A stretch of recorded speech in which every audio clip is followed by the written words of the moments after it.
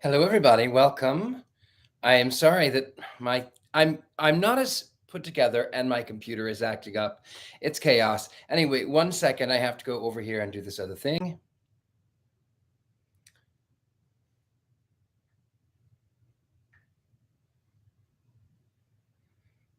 Where am I? I don't know what is wrong with my computer. It is not behaving properly. So anyway, let me go live here.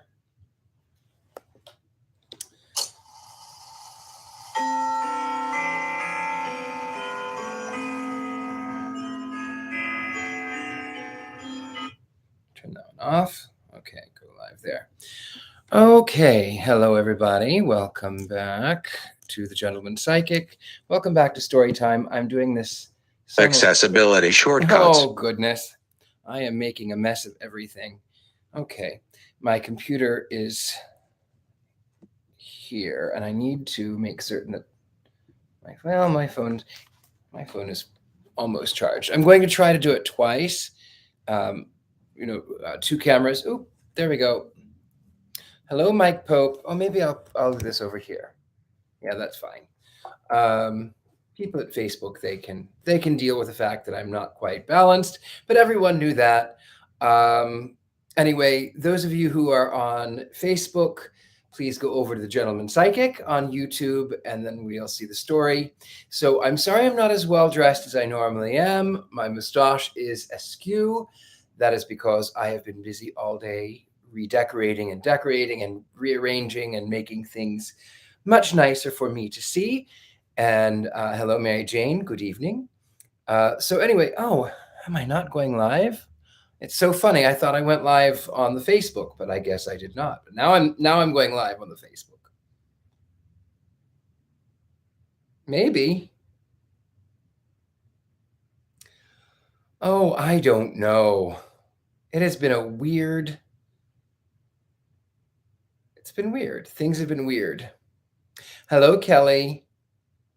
I'm trying to do this simultaneously on Facebook, but for some reason it's not allowing me to go on.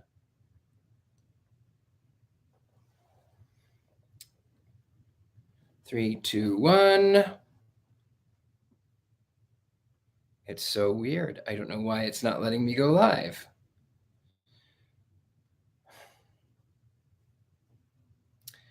Let's try it again. Maybe I have too many windows open. I don't know. Let's see.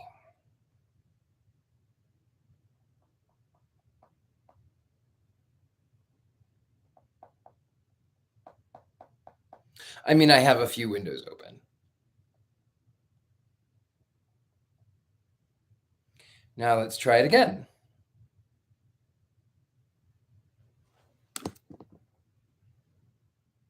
Haha, it worked that time.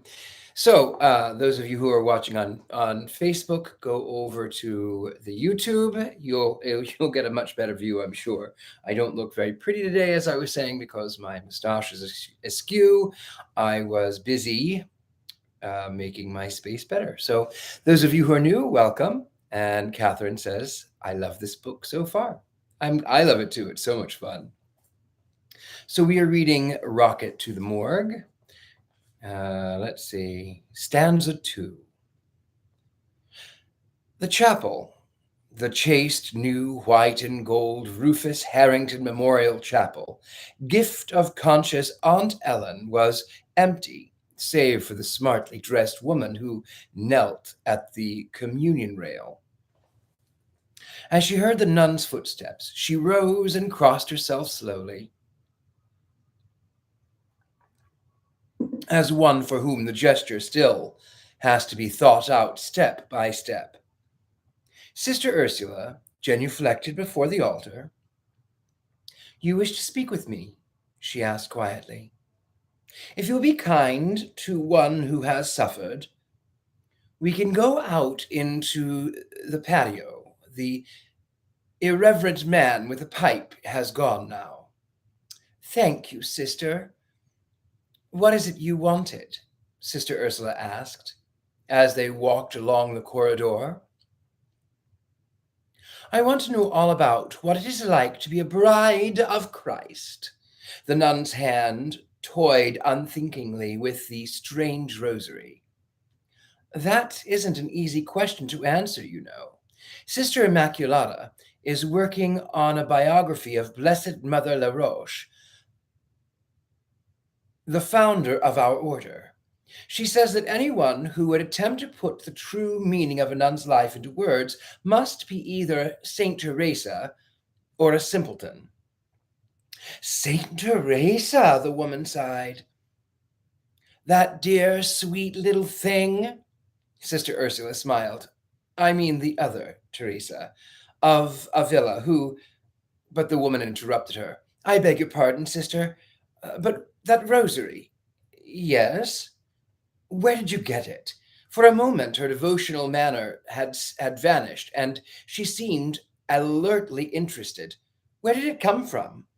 I don't know, said Sister Ursula, truthfully. Why don't you know anything about it? Know anything? Why, I'm sure it isn't my... The woman paused. She raised her clasped hands full to her breasts and let her head sink pensively. But we must not think of such things now, must we?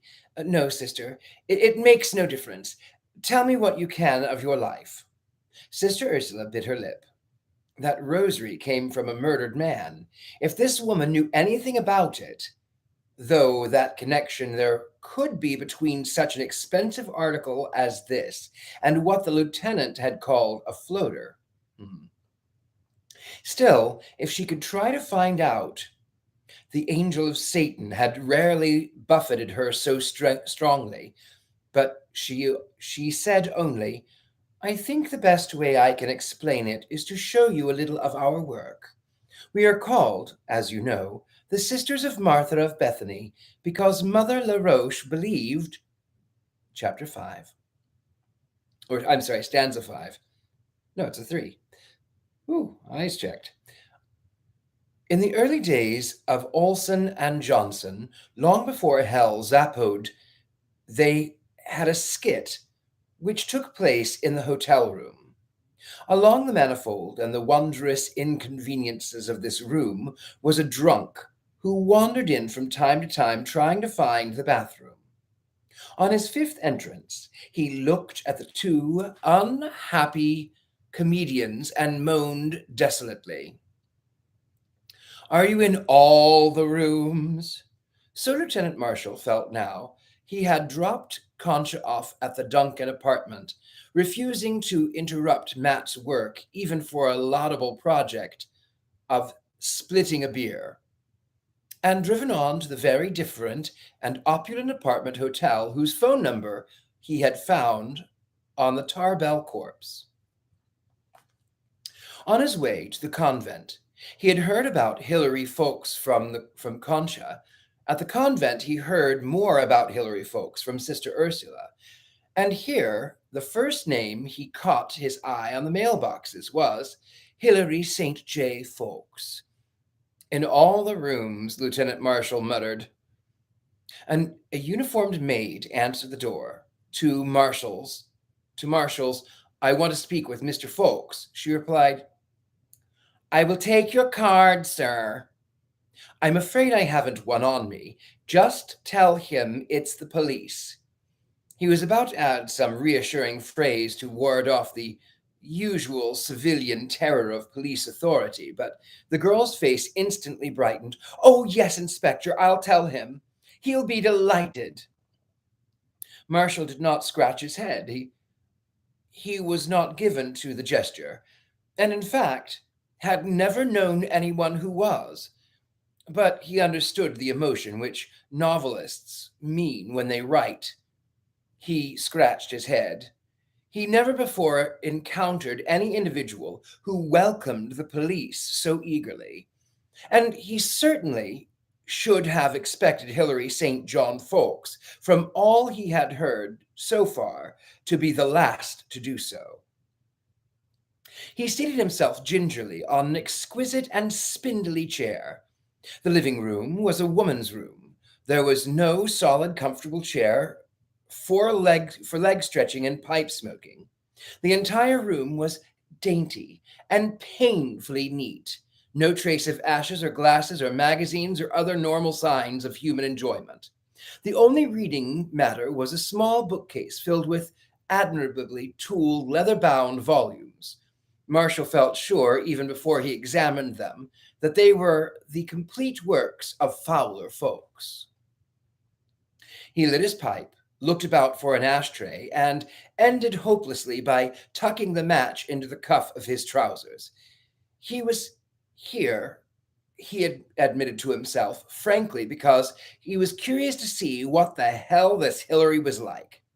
There was not a chance in 100, or to be more precise, there was just one chance in 24 that Hillary had anything to do with a Tarbell corpse on Main Street. But he assuaged his countenance. You had to start someplace in this apartment hotel. Inspector, but this is splendid. The voice superseded. The voice surprised Marshall. He hardly knew why, but he expected an effeminate piping.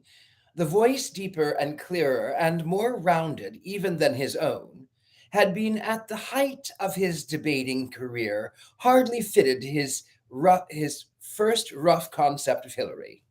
The man fitted better visually than orally. He was a little under average height and a little over average weight. Not that he was fat, mind you, just that one might have preferred cheeks a trifle less plump, and a neck that did not roll over his collar. He wore a beautiful red and gold dressing gown which Marshall instantly coveted, over two tightly cut pinstripe trousers, and a shirt of delicate pink with stiff white collar, which Marshall wouldn't have worn to a masquerade. There was a penguinish waddle to his walk, and the officer half expected a flapper instead of the soft hand that eagerly took his. The name, he said, is Marshall, and the rank is. Oh, I'm sorry, that was him. The name, he said, is Marshall, and the rank is just lieutenant. Delighted, Lieutenant, delighted. Do sit down, shall you? Shall I ring for tea? No, thanks. I won't take up much of your time. I merely wanted to ask a couple of questions. Hilary Folks sat leaning forward politely, his hand pinching the lobe of his right ear. Marshall faintly remembered the widespread publicity, still of his father in that same pose. Naturally, but I'm amazed, Lieutenant, at such prompt service. Service? A tone of hurt, doubt, was apparent in Hilary's voice. You are from homicide, aren't you? Well, yes, but Hilary settled back, relieved. Go ahead, go ahead. It was only that it seemed so rapid that it can't be an hour since I phoned. You phoned a homicide? Of course. Wouldn't you if someone was trying to murder you? Marshall preserved impassivity behind his pipe. Of course, Mr. Folks. I only wish that more citizens had your civic conscience. If a notable visitor was going to think wonders of the department for its rapid service, why disillusion him? Actually, Marshall reflected the call had probably been routed through to poor old Halloran, who had a way with cranks and who might get around here sometime in the next week or two. Now, I don't know how to commence, Lieutenant. Perhaps if you were to ask me the usual formula questions, or do you have a formula for a man who's being murdered? We're more used to dealing with him after the fact, I'm afraid, but it's a pleasure to get ahead for a time, for once. First of all, Mr. Folks, who is trying to murder you? Heavens, heavens, Lieutenant! If I knew that, do you think I would have sent for you? This is all a mystery to me so far, and naturally I'm curious. Then what was the nature of the attempt? The attempt, Lieutenant. The attempts. There have been several. Now, let me see. The first was the car, or was it the brick? But both of those are so uncertain. Let me hear them anyway. Well, now, the car, that would be a week ago, more or less. I was talking to Pitty Singh for her walk. I was taking Pitty Singh for a walk. We were crossing Wilshire Boulevard when a car made a left turn through a stop sign going, I should guess, a good 40 miles an hour and bore down on us. We escaped only by the skin of our teeth. Skins of our teeth. No matter. That could have been by accident. Our Los Angeles drivers, I'm afraid, are notorious. Oh, I know. Once could be an accident, I know. So could the brick that fell so near me the next night from an unfinished building where no workmen were in sight. You take these walks regularly? Regularly, frequently, at least. Yes, frequently. Usually about 7 in the evening, I take Pitty Singh for her walk. Pitty Singh is your dog? My wife, Lieutenant. A Pekingese. Oh, my wife's Lieutenant. A Pekingese. Marshall managed not to smile, remembering the fur jacket and his now verified guess. Notice anything about the car? It was a convertible, I believe. A Mercury, though I would not swear to the fact. I didn't notice the license, nor even see who was driving. It all happened so suddenly. Yes, of course. Any other further details on the brick episode? No, nothing. Marshall pulled at his pipe. I don't know what you need to worry yourself, Mr. Folks. I realize that 2 such episodes on successive evenings are enough to perturb you. But don't you think? Oh, but I haven't told you about the chocolates. The chocolates, Lieutenant. Now, I had a birthday last week, and among my various other gifts, I received a box of chocolates by mail. There was no card, but I thought nothing of it. Stores do make mistakes in wrapping, you know. But when I took the first piece, how I thank heaven that my wife was not with me then. If she had tasted that, oh, but fortunately, as I lifted this chocolate cherry, I noticed a tiny mark like a pinprick in the bottom. I had only recently read a novel concerning poison chocolates, and I must confess I trembled. Call me foolishly apprehensive if you will. Oh, call me foolishly apprehensive if you will, Lieutenant, but the combination of the car, the brick, and this missing card and the novel frightened me. I took the chocolates to a chemist for analysis. Each of them contained quite enough cyanide to kill half a dozen people, providing, of course, that half a dozen people could eat one chocolate. Marshall grunted. He had expected nothing but a recital of the pampered neurotic with persecution complex. And the car and the brick fitted the pattern beautifully. The chocolates, however, they were different. He took a copy of the analyst's report that Hillary handed him. He knew the firm, irreproachable standing. Damn it, he'd really happened onto something. I'll confess, he said, that this puts us in a different complexion on things. Do you have the wrappings on that candy box? No, Hillary admitted ruefully. The maid had burned all the birthday wrappings before I made my discovery. You have the box itself? It is still at the analyst's with the chocolates. I shall give you a note to him. Did you happen to notice where it was from?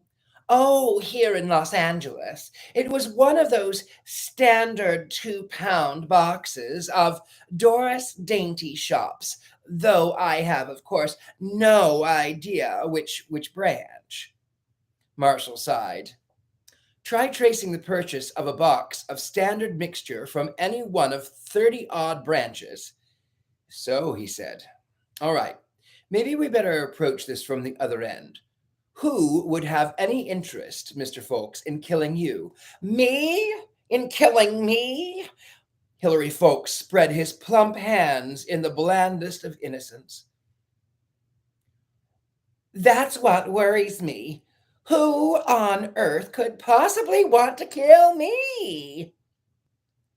Before Marshall could quite choke at his charming effrontery, a girl came into the room. She was slim and long-legged and carried herself with an easy and unobtrusive grace. Cousin Hilary, she began. Oh, I'm sorry, I didn't realize you had. Marshall rose, but Hilary did not. He waved one hand languidly and said, Yes, my dear. I don't like to interrupt, but Alice wants to know if Veronica is going to be home for dinner. I don't even know where she's gone. Neither do I, my dear, neither do I. But she will doubtless be home. You may tell Alice so.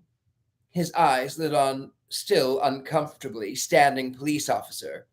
Oh, Jenny, this is Lieutenant Marshall, my cousin, Miss Green.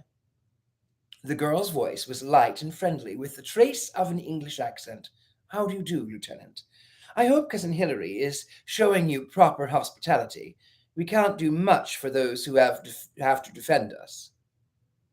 Marshall smiled. Not that kind of lieutenant, I'm afraid. Just police. Oh, her eyes widened. Hilary, what on earth have you been up to? Hilary wriggled. Nothing of importance, my dear. Nothing of importance. The lieutenant was merely. Oh, the lieutenant was merely. Was merely. Marshall took up the sentence. I merely wanted to know if your cousin had ever heard of a man named Tarbell. Part of a routine checkup. Hilary and the girl looked equally blank. Jonathan Tarbell, Marshall added, or, he went on, whether a rosary with 7 decades meant anything to him. That's sets of beads, the girl asked. Seven sets, wasn't it? There was no perceptible movement from Hilary, or at most a slight flicker in his eyes, but the girl broke off. No, she said, I'm thinking of something else. Hilary smiled blandly and said, And I fear the lieutenant is not finding me very helpful. Mr. Tarbrush and the rosary are equally unfamiliar to me. I won't ask counter questions, Jenny Green smiled. I'll just leave you to plague Hilary. Oh, she paused. Are you the Lieutenant Marshal who solved the Harrison case just last year? Marshall nodded. My, we were in New York then, but even there the papers were full of it. That's wonderful, and don't try to say anything because I know I'm only embarrassing you. Sorry. Goodbye. Hilary glanced after the girl as Marshall reseated himself. You see, I don't wish to mention these murder attempts in front of her. It would only worry her. Yes, of course. And I'd like to congratulate you, Lieutenant, on the rapidity with which you picked up my hint. Most ingenious. Those questions about the rosary and Mr. Tarpon, most ingenious. Marshall let it go at that. Those leads could be followed up later or to better advantage. But to return to our motives, he began. And I am most fortunate, Hilary went on, to have drawn the man who solved the Harrington case. Most fortunate. That was a curious business, wasn't it? A locked room affair, as I remember. Yes, said Marshall tersely. But to get back to our own case, it's nonsense, Mr. Folks, to say that there's no one who might want to murder you. There's never been a living human being of whom that was true. Surely you can make some nominations? Hilary puzzled. Frankly, Lieutenant, no. Frankly, I lead a quiet, peaceful, and unobtrusive life. I have no close friends, and therefore no close enemies. My wife is faithful to me, and I to her. And you are a wealthy man. True, but need the fact necessarily mean that anyone wishes to kill me? I'm afraid so. Sex and money are the two all dominant motives for murder. And of the two, I'll lay odds on money every time. So let me ask, who is your heir? My wife, of course. We have no children.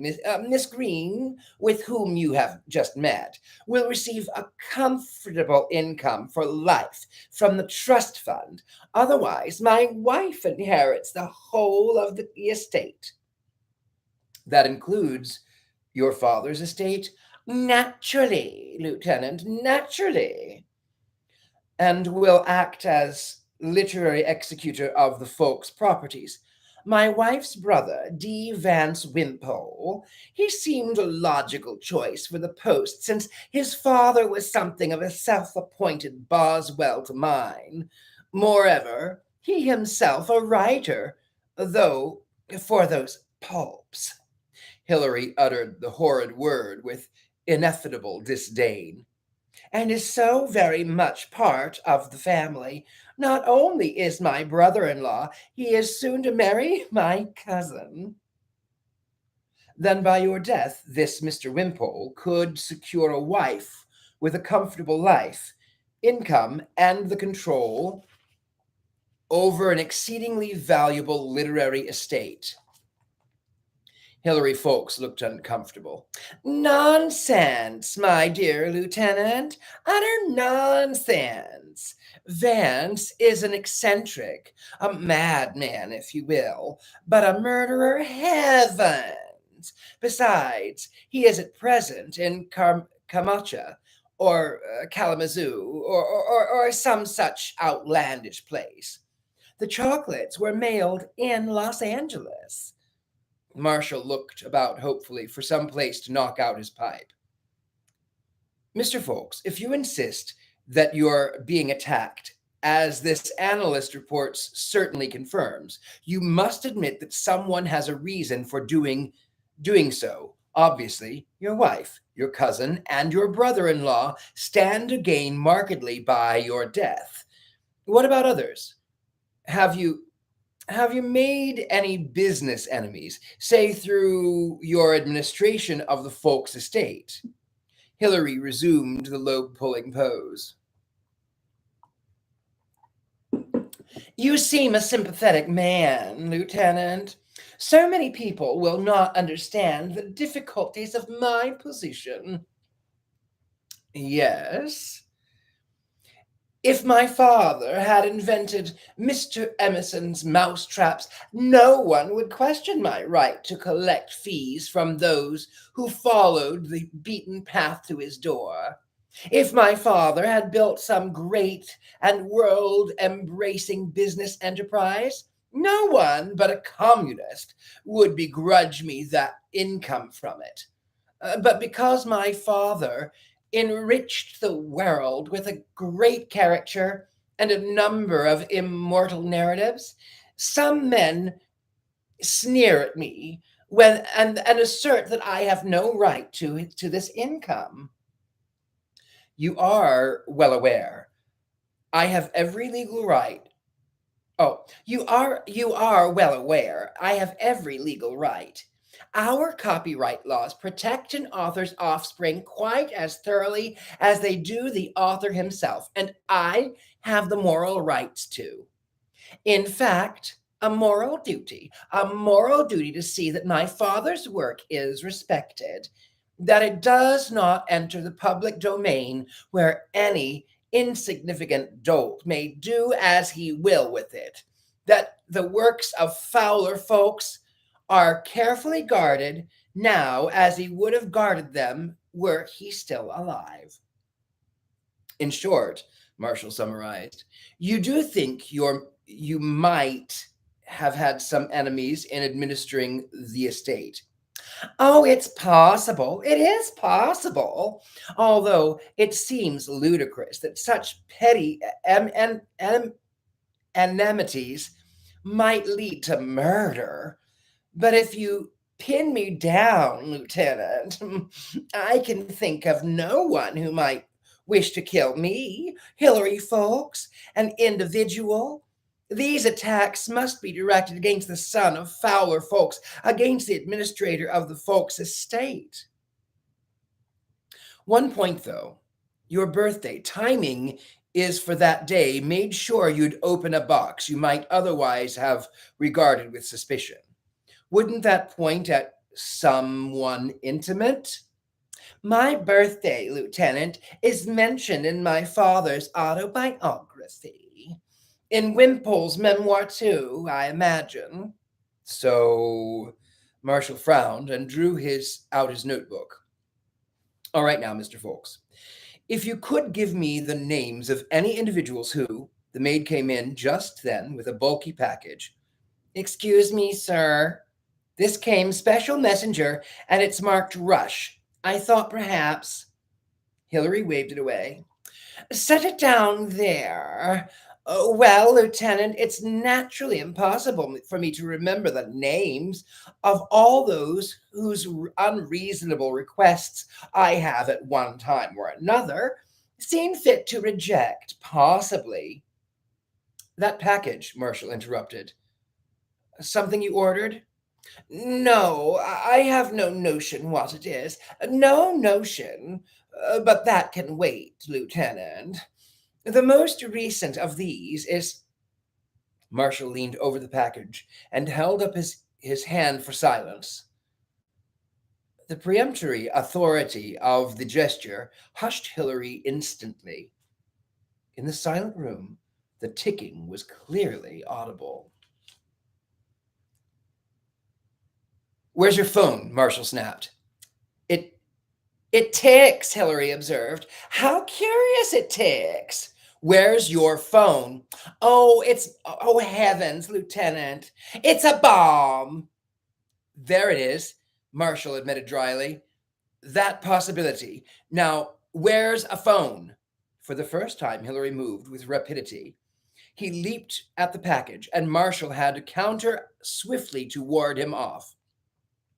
But, Lieutenant, we've got to put it out in the bathtub. We've got to.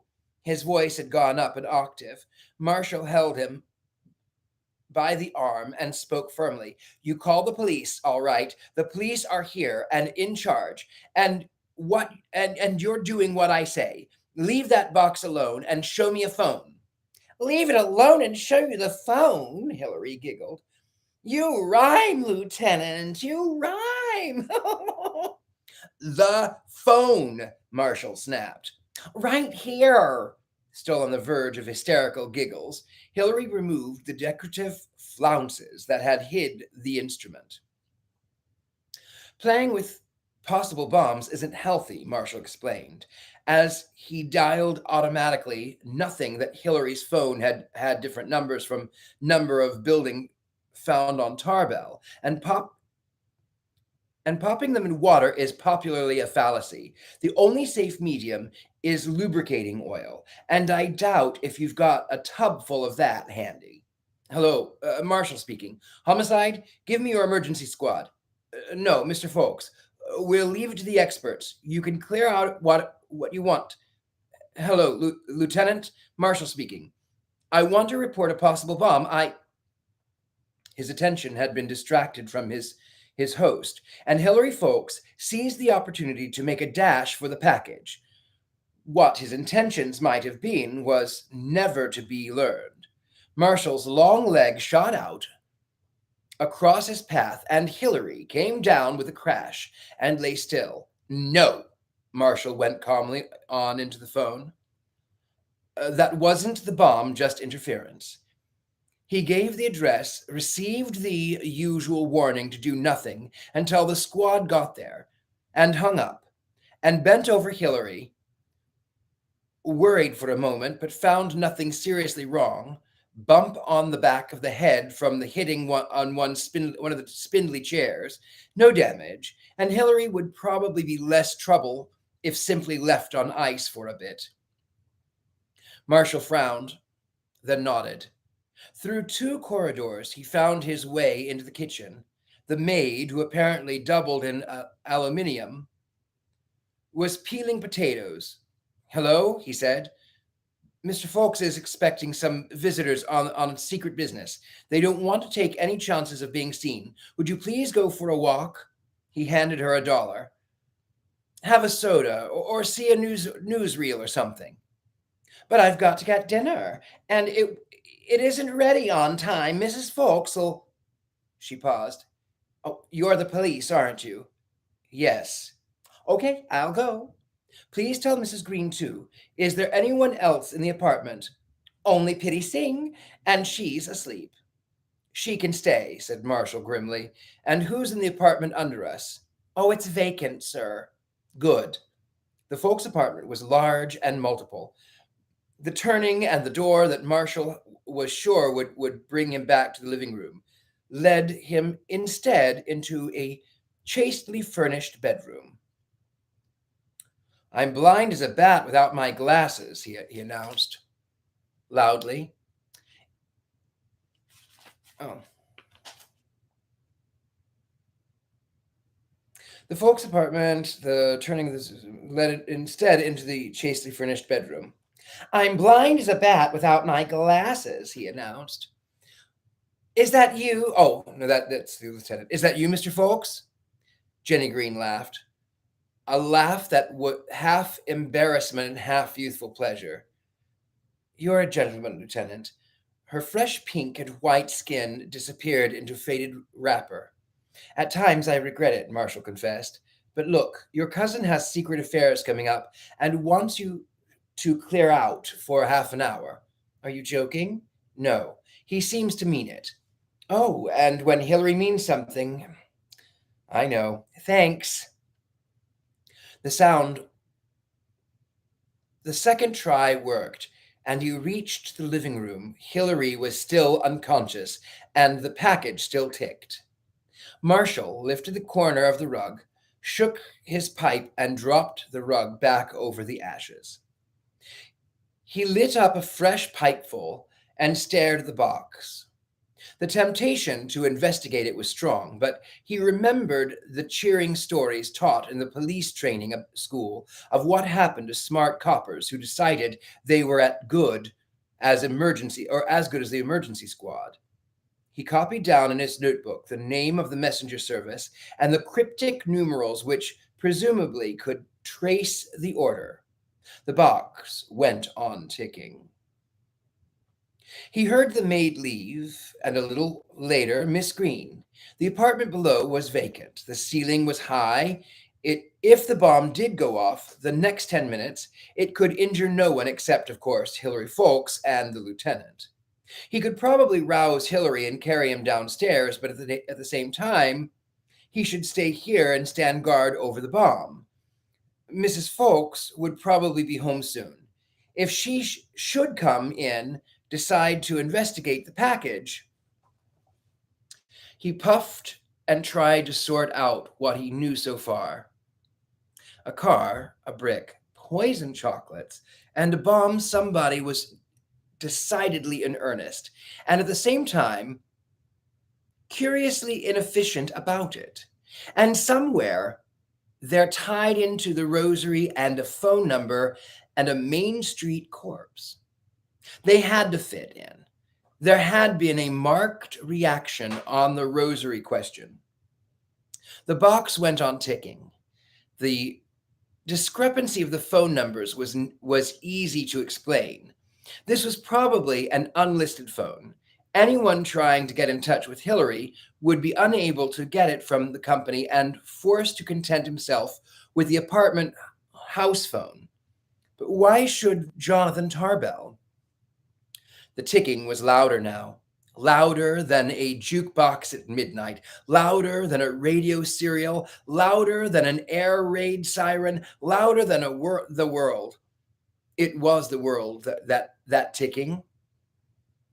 Marshall thought of the telltale heart, but that was the proof of death past. This ticking was proof of death to come of. He swore to himself, looked around the room, found a radio, and switched it on full blast. He never noticed what the sound was more it came over. He knew only that it drowned out the ticking. It also drowned out the entrance of Veronica Folks.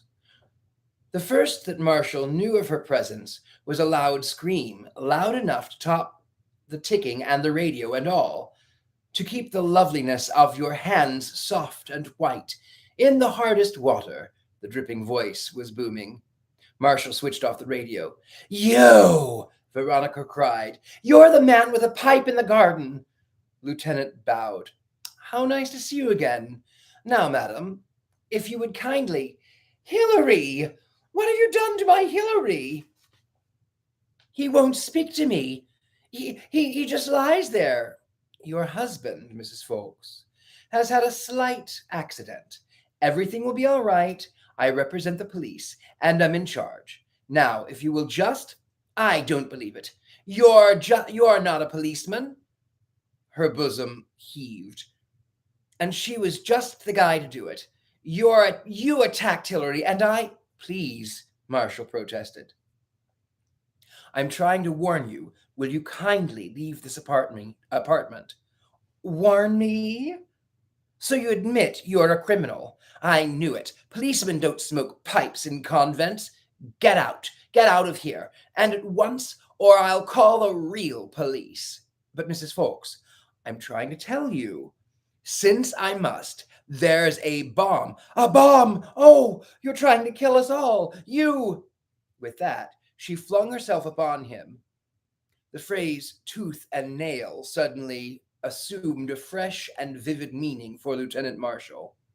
He felt blood coursing from the gorge in his cheeks as he vainly tried to pinion her wrists and her sides. The long spike heels over shoes dug viciously into his shanks, and she poured out words that seemed scarcely apposite in the punctuation. Punctualius, a critic of conventional etiquette. At last, she secured a firm and clenching grip on her wrists and managed to wrap his long leg around her threshing ankles. Now, madam, he panted, will you be good? Her next move left him speechless. She looked up, murmured, You're so strong, and kissed him with full and parted lips. It was, of course, at this moment that the emergency squad arrived. The squad seemed more interested in the tableau than the bomb. With a deceptive appearance of ease and carelessness, two of the men transferred the ticking package to a metal container full of lubricating oil. Sergeant Borrigan said, There's an undeveloped lot next door. We'll take her apart there. With the same routine indifference, the two men lifted the container and carried away the oil and the ticking. And all this time, their eyes seemed never to leave the red-faced lieutenant, the buxom and gasping woman, and the unconscious man on the floor. When the man had gone, Sergeant Borrigan grinned and observed, Looks like you've done a little taking apart yourself, Lieutenant. Marshall started to speak, but Veronica Folks cut across him. My husband! Aren't you going to do anything about him? Looks like he's done plenty, the sergeant ventured. Hillary groaned in an instant. Veronica was beside him, stroking his forehead and murmuring phrases that might have been better suited to Pity Sing. Slowly, Hilary opened his eyes and seemed astounded to behold himself and the room still in one piece. It ticked, he faltered. Where is it? There, Veronica murmured. He won't hurt us again. There's a real policeman here now, with a uniform and everything. Lieutenant, said Sergeant Bordigan, what worries me is I can't decide whether to report your conduct to headquarters or to your wife. Hilary sat up. Where did you come from, Ron? But that doesn't matter.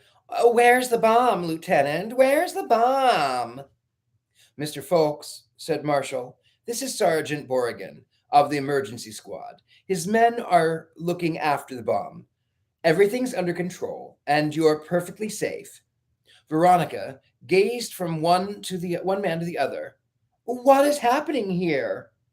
Hilary wavered into his hands. There, my dear, there. I'll explain later, and you'll find out who, Lieutenant.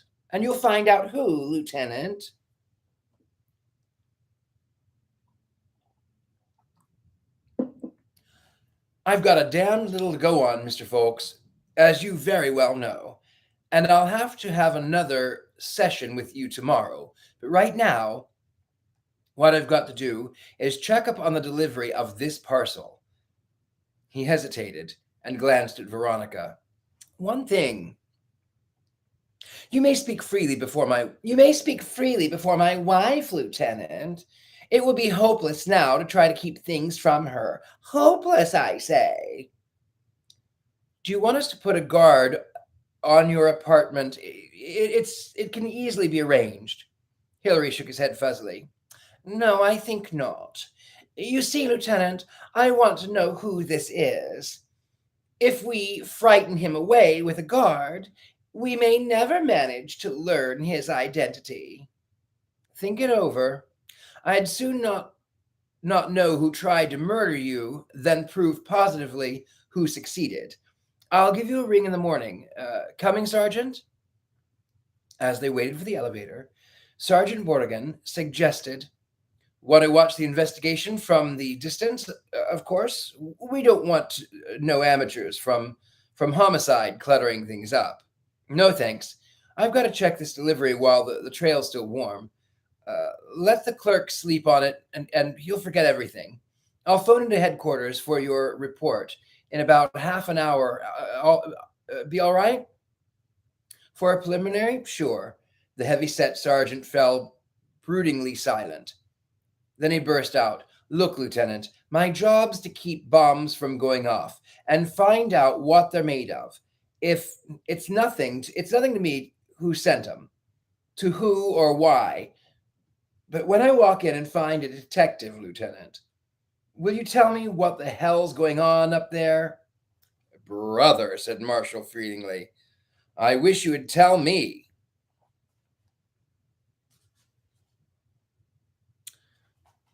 I can go on a little bit more.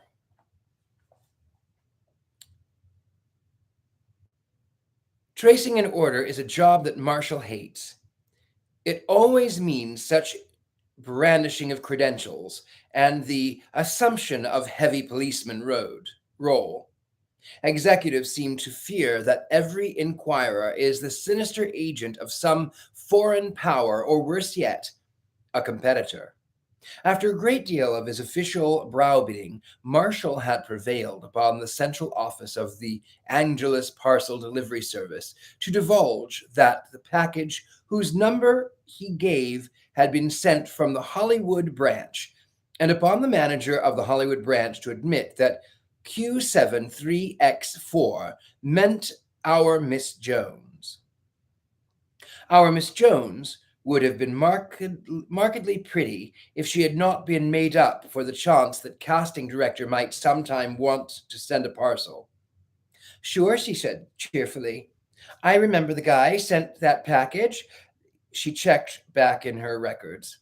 That was at 10:35 this morning, only he said we shouldn't make delivery till 3 this afternoon. I remember him swell. You must take quite a few orders in a day, Marshall ventured cautiously. Was there anything to make you remember this man especially? Sure. First of all, I thought it was kind of screwy marking a package rush and then leaving instructions not to deliver it for 4.5 hours. And then I noticed the name on it going to Hilary St. John Fawkes. All the rooms, thought Marshall. And why should you notice that name in particular? On account that last night me and my boyfriend were looking at a magazine and there was an ad for men's talcum powder with a lot of signatures, like, endorsements. And they were all big shots. Only I didn't know who was one. And I said to my boyfriend, I says, "Who's this Hillary?" And he said, "That's the son of Fowler Folks." And I said, "But who is he?" And he said, "Just that. That's how I know." And I said, "So just because you're somebody's son and you get dough for endorsing stuff?" And he said, "Somebody's son, but he's the son of Fowler Folks." And I said, "So who's he?" So then we had a fight. So that's how come I came to notice the name. Marshall nodded satisfied. All right. Witnesses can be like the over-helpful natives who tell all the explorer exactly what he wants most to hear, true or not. And such witnesses never survive cross-examination. But this sounded circumstantial and convincing. Now, Miss Jones, can you describe the person who sent the package? Sure. He was a funny old boy. Old? Yeah.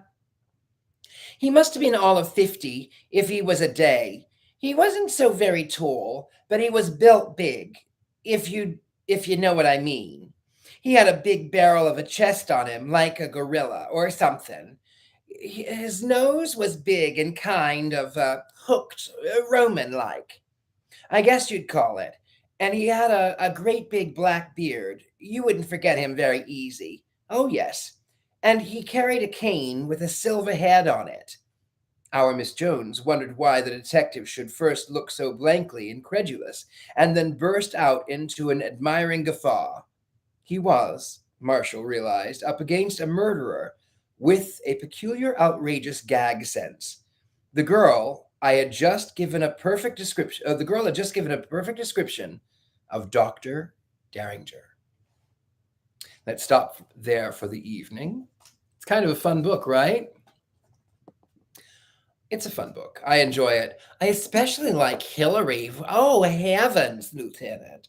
Heavens. I love Hillary. So funny. All right. Well, join me next week on Facebook sometime this coming week. I'm going to start reading. What am I going to start reading? The Halloween Tree. I don't know what nights. I don't know because my schedule is crazy, but you'll just have to look out for it. I'm still doing readings. I have special offers. Contact me. The best way to contact me is to send me a Facebook message if you can, and if not, anyway, I've got pleasure. I've got discounts. I've got things for you. So if you would like to have a reading, they are available. All right, my loves, I'm going to get off here because I still have to go finish my designing and redesigning, but we have a few more. It's going to be a while before I finish this book, maybe mid-October. I was hoping we'd move on to something a little bit more Halloween, but we're not. Anyway, all right, my lovelies, good night. I shall see you next time. Good night.